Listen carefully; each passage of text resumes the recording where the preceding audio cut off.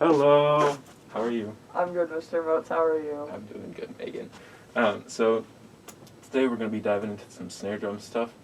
The first thing when it comes to playing snare drum is actually setting the thing up, because the assembly for playing is a little bit different for this instrument than it is for other instruments. So this stand, although it isn't a particular snare drum stand, it has some similarities. You've got this tripod base that kind of flares out. Undo the screw, and then you can open up the thing. I like to use my body as one extra one. And then you've got some screws in the middle for a height adjustment. And we'll get to that in a little bit. And then this top part, there's some differences on an actual snare stand, but for our purposes it'll work. But you go ahead and open that up and set it up. If you use a body, yeah, there you go. Make sure to tighten the screw back up. And that's one thing, it doesn't necessarily need to go all the way down. Okay. What is that? In some instances, you may want it to be all the way out. Say if you have a heavy drum that would tip easily. Yeah. But it's taking up more floor space, which typically in your percussion section, you want to take up as least footprint as possible because you got a ton of instruments to fit. So we get that. Maybe this stand is faulty.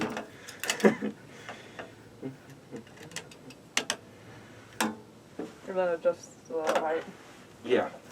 So This one? Or this no, one? this will be the angle, but Oh. so for the height, it's going to be individual to every person, but typically you want to adjust it to about waist level. Like that? Yeah, and we can do some fine tuning later, but that's fine for now. The screw's kind of weird, just get it so it won't fall down, sort of thing.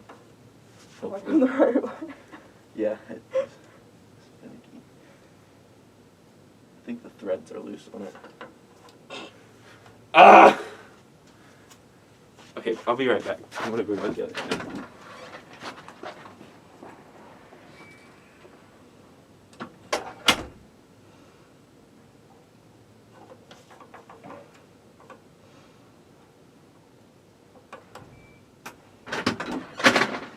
All right, gotta be adaptable as a teacher.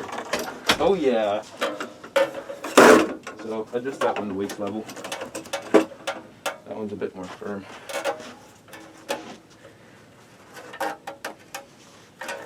Yeah. That'll work. Alright, and then face you this way. So, yay, your snare drum set up. When you're actually setting the thing up, the drum's going to sit on top of it. And it's kind of like another tripod sort of thing with 3 sticks sticking out.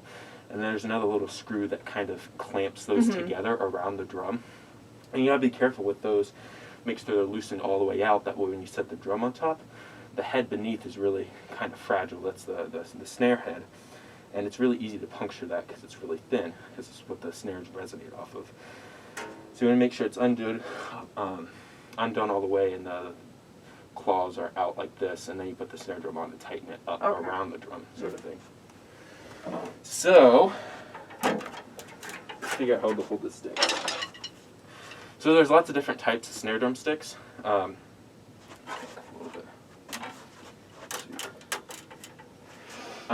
These are called cymbal sticks, but you'll notice that they're a little bit smaller and the head shape is a little bit different.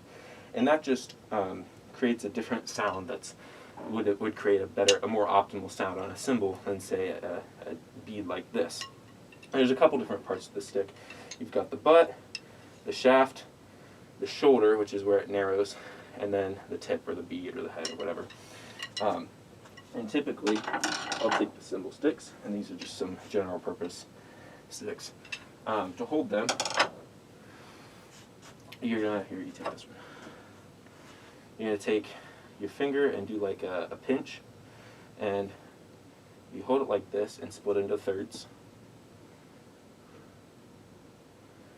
You want to pinch right at the bottom third. Oh, I should do my other hand. Other way. Other way. So pinch. So you pinch at the bottom third, and it should be like a plus sign. Your thumb going up, your other finger going around. Yeah, and then your other fingers just wrap loosely around. They should still be in contact. And if you go like this, they should still stay in contact. It doesn't go like this. Your fingers should always stay in contact with the stick. Let's try that with your other hand.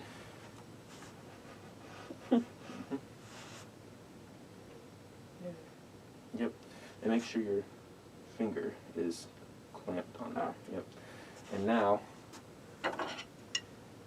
kind of roll them in like this to close up that gap in between your fingers. Mm-hmm. And get left hand too. Going out and rolling in. Yep, just like that. So you don't want any gaps in between there. You want your fulcrum, where your pinch is, to be nice and solid. The other fingers just wrap loosely around. And then when we approach the drum, you don't want to be like too close to it, else your elbows are going to be sticking back like this, and that's not optimum playing position. Similarly, you don't want to be too far back.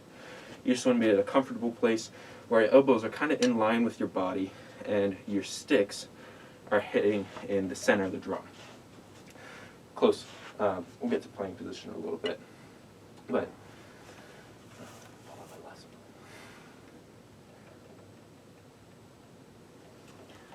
so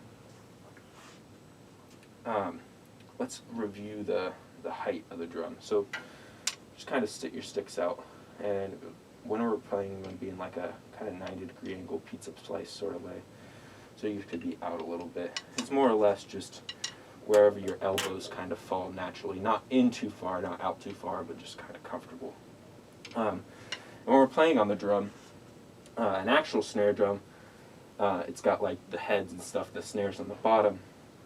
The snares only go across on a diameter of that circle, and that's where you're going to get the most, the best sound. If you play kind of off the center of where that line is, then it's not going to activate the snares as much, and you won't get as much of the characteristic sound. So typically you want to play over that line, and normally when you set the snare drum up, you want to set it so the snares are kind of in front of you like this. Is that why some of them have that circle in the middle?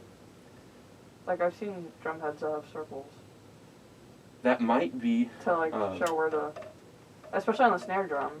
It could be. I don't think I've seen one like that, but I have seen people put rings on their drum, and that might be what you're thinking of. And those are to dampen it a little bit. Okay. Like, the drum has its own like characteristic sound. Like, in the same way that you hit a bar on a marimba and something and it rings. The marimba bar doesn't have snares on it to make it buzz, whereas the snare drum, that's what gives it that snare sound. But the drum itself, if it didn't have any snares on it, would still make a sound. And that sound isn't necessarily what we're wanting. We want the buzz of the snare, so having that dampener thing on it makes it more, it dampens that drum sound and makes it more of a snare sound. So we got that sort of stuff. But you want to be nice and relaxed, make sure your palms are up. So we've got no gap in between here. Our fulcrum is strong. Our tops of our hands are up. And at this point, let's review where the drum is in relation. So you want your sticks to be relatively level. Like if you just relax your arms, you want the sticks to be in parallel with the drum. You don't want to be playing down into the drum because that'll give you a different sound. Similarly, if you're playing upwards, you'll be hitting the rim on the drum. So to actually do a stroke, there's a few different things you got to keep in mind. It's kind of like if you're dribbling a basketball. Now just try that, like without the stick, sort of thing. You're just going like that, in the sense that the stick is going to go down and, in a sense, leave control of your hand when it comes back up, and then you come back in control. So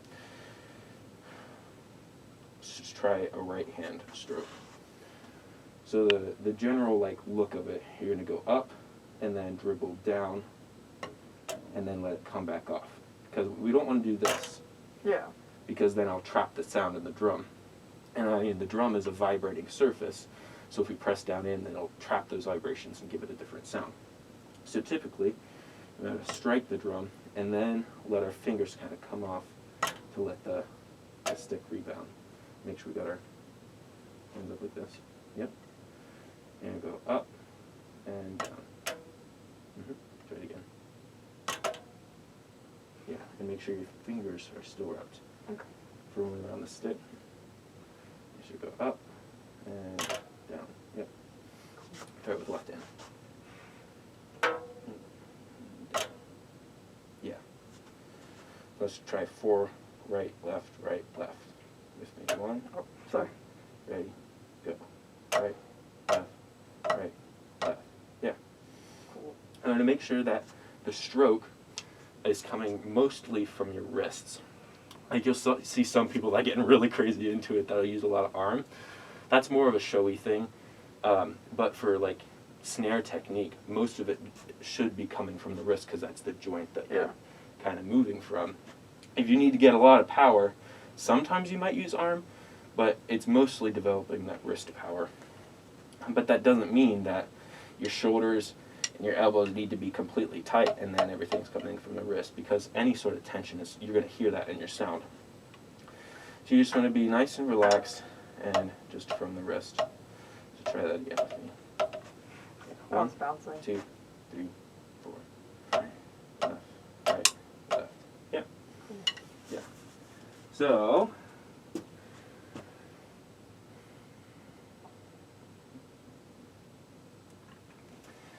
in snare drum stuffs, there's something called rudiments, and you know, like scales and stuff for other instruments. It's kind of the same principle as that. It's a little chunk of musical material that forms like the basis for a lot of other music.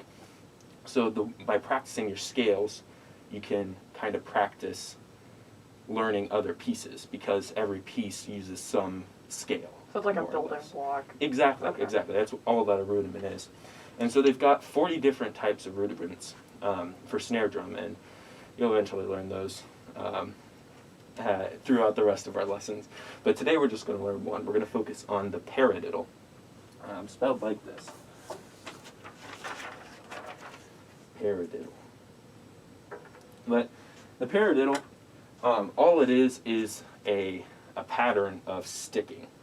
So looking right up at the top here, all it is alternating, right, left, and then a diddle, or 2 on the same hand, of the other hand. So if we were doing a right hand paradiddle, it would be starting with a right, left, right, right. Versus a left-handed paradiddle would be left, right, left, left. So the function of a lot of these kind of rudiments is to make the building block for specific rhythms in the music, because we don't have like pitches on snare drum sort of thing. And the paradiddle, by having that alternating stroke, you'll notice, let's try doing a right hand paradiddle and a left hand paradiddle. So what stickings would that be? A right hand would be right, left, right. And left would hand. be left, right, left. Yeah, so let's do it. 1, 2, 3, 4. Right, left, left. Yeah. And when we're playing, you can probably keep your sticks a little bit closer to the drum and coming up from there, sort of thing. So yeah, paradiddles. You'll notice at the end of it, you'll be on the opposite hand for the start. And that you can use in a lot of like mallet stuff. Like when you're playing on the bars and stuff, maybe you don't want to cross over with your left hand. You could go right, left, right, right, left. And so then you wouldn't have to go over with that left hand because you'd be going down and sort of stuff. But it's just a means of changing direction and whatever the best way to kind of stick a passage is. So like your sticking is the pattern of rights and lefts that you use, sort of thing. So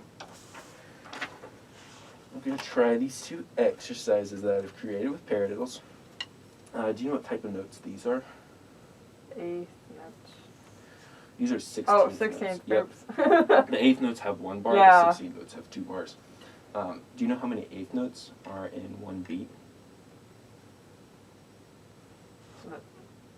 It's 2, isn't it? Yeah. Okay. And you count those ta-dee, ta-dee. If ta is like the beat sort of thing, ta, ta, ta, ta, the D is that second eighth note as a part of that beat. Ta-dee, ta-dee, ta-dee, ta-dee. Similarly, 16th notes are another division of that. And those, it's still ta-dee, but instead of, inside of ta and D, you go ta-ka-dee, me. Ta-ka-dee-me, ta-ka-dee-me, ta-ka-dee-me. Say that with me. 1, 2. Ta-ka-dee-me, ta-ka-dee-me, ta-ka-dee-me. Yeah. So that ta syllable is where the beat is going to fall on every one of these. So if we were counting this top one, what the paradiddle is, what would the syllables be? So it'd be taka-dee-me, taka. Oh wait, oops, I messed up. Just without the sticks for now. It'd be taka-dee-me, taka-dee-me, ta. Yeah, exactly. And the same thing, this would be 4 taka-dee-me's ta, 4 taka-dee-me's ta. So let's try playing this first exercise. Just take a look at the sticking. Do I have to say taka-dee-me while I play? Mm-mm. Okay. But yeah, you'll notice that it's 4 paradiddles. You got 2 right-hand ones and 2 left-hand ones. Let's try playing that. 1, 2, 3, and 4. Taka-dee-me, taka-dee-me. Oh shoot. It's tricky. So if it Okay. helps, remind yourself in your head, you got 4 groups. The first group is a right-hand paradiddle. What's the sticking for that? Right, left, right. Mm-hmm. Second group is a left-hand paradiddle. What's sticking for that? Left, right, left, left. And then Again. repeats. So Okay. then just look at those as groups, not necessarily reading it as a thing. Let's try it again. 1, 2, 3, ka-dee-me, 4. Left, right, left, right. Yeah, nice. Yeah. So that would be alternating paradiddles, going from right to left to right to Mhm. left. How is the second exercise different? It's 2 right paradiddles and then 2 left. Not quite. What? Take a closer look. Oh, what? Okay. It's like alternate Mm-hmm. sticks here, and then it's a paradiddle, and then it's alternate again, and then another paradiddle. Exactly. Let's try that. Okay. 1, 2, 3, ka-dee-me, 4.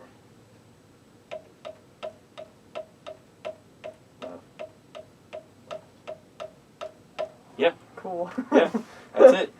So like whenever you're reading music like that, when you're like looking at it for the first time, these rudiments, you can see them as those chunks of groups, and it makes reading it easier. Instead of reading each individual note, you can see that and be like, that's a right-hand paradiddle, and you know exactly what to do, sort of thing. Okay. So that's the importance of the rudiments. Okay. Does that sort of make sense? Yeah. Yeah. All right, so now we're going to try it with a metronome, because the metronome never lies. Okay.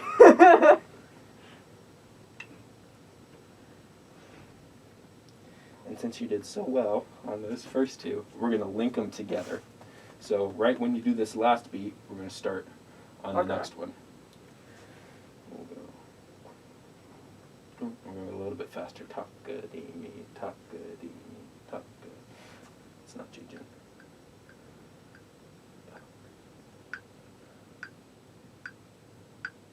Alright, we're going to go 80 beats per minute. So with this beat, how fast are you going to be playing in taka-dee-me? Let's say it. Okay. Taka-dee-me, taka-dee-me. Exactly. Okay. Wait. Right? Yeah, I was wrong. Sorry. Mr. Moats! Sorry. Okay, so you were doing, with that last one, taka-dee-me, taka-dee-me, which is what I wanted you to do, Okay. and how fast I wanted you to play. But the beats would have been on the 8th notes. Taka-dee-me, Okay. taka-dee-me. So with this would be taka-dee-me, taka-dee-me, Okay. since the beats are now with the Yeah. beat sort of thing. Alright, so now we'll do both those exercises. Okay. 1, 2, ready, go. Left, right. Oh shoot. That's alright. Just take a look at it. Look at your Okay. groups again. Yeah. I didn't start on the right beat. That's alright. I'll count you in. Okay. But Yeah. Look through the whole. Did you look through all the groups? Yeah. All right. Here we go. 1, 2, ready, and right. I keep messing up. It's all good. The left-hand paradiddles are a little bit more tricky. Just try a left-hand paradiddle by itself. Yeah. Okay. And you hear that buzz while you're playing? That's because you're not lifting out of the drum a little bit. So that's that sound that we don't want to have. We want to make sure that when you hit, you come right back to that sort of thing. Let's try it again. Left-hand paradiddle. Yeah. Yeah. Okay. I think yeah, I get messed right, up going into the next one after the left. Let's try just left and right-hand paradiddle. Okay. And go. Oh, oops. 1. Yeah. Okay. And that's just going to be sort of how it is. If it helps, say in your head, right paradiddle, left paradiddle, sort of thing. Here we go again. 1, 2, ready, and.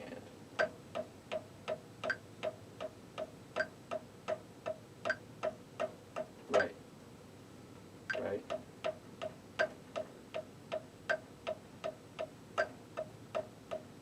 Yeah. Yay. Nice job. So yeah, when you're practicing, just going through like your book and stuff, experiment with the different groupings of things. You could do a right paradiddle, then a left paradiddle, and then 2 alternating ones.